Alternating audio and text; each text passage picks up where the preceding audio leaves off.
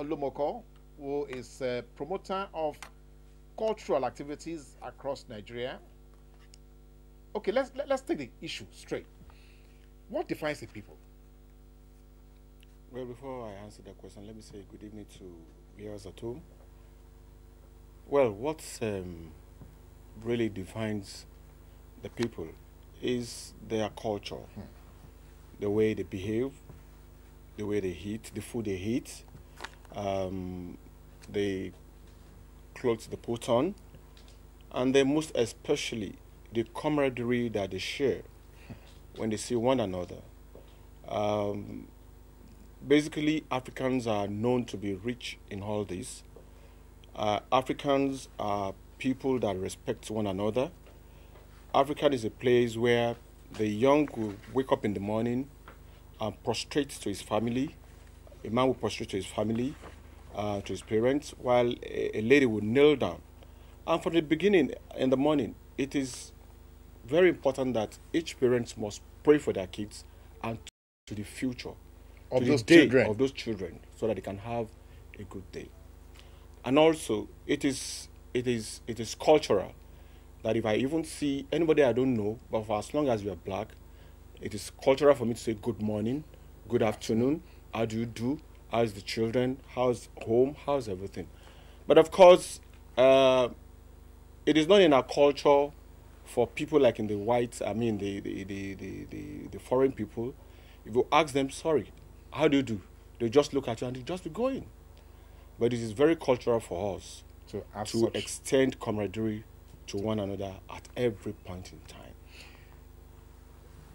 Viewers, that is Ayo Olumoko. Ayo Olumoko has, of course, an interesting personal story himself, but we'll do that towards the end of this show. Let us talk about Osun Osogbo Festival, which one of our earliest callers on this program was not too sure if it's godly.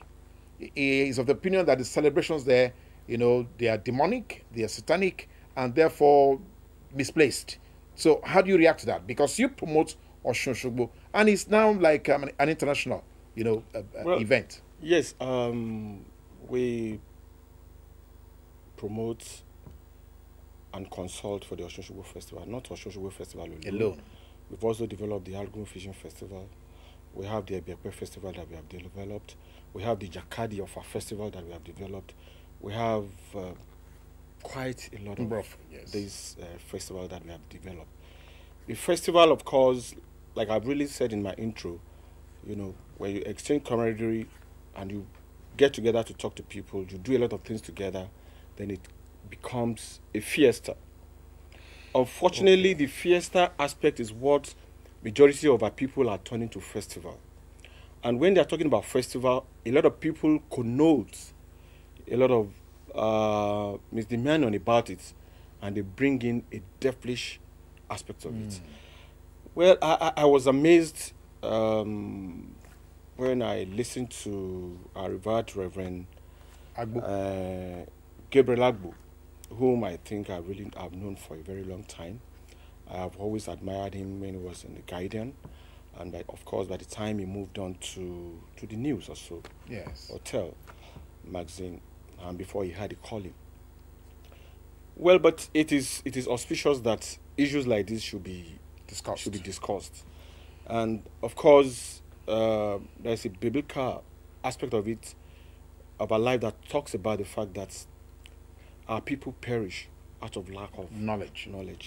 And of course, we need to impart knowledge to people so that they will know what one is talking about. Now, if one is talking about festivals, especially the one in question, the festival of the Osun, of the Osogbo people.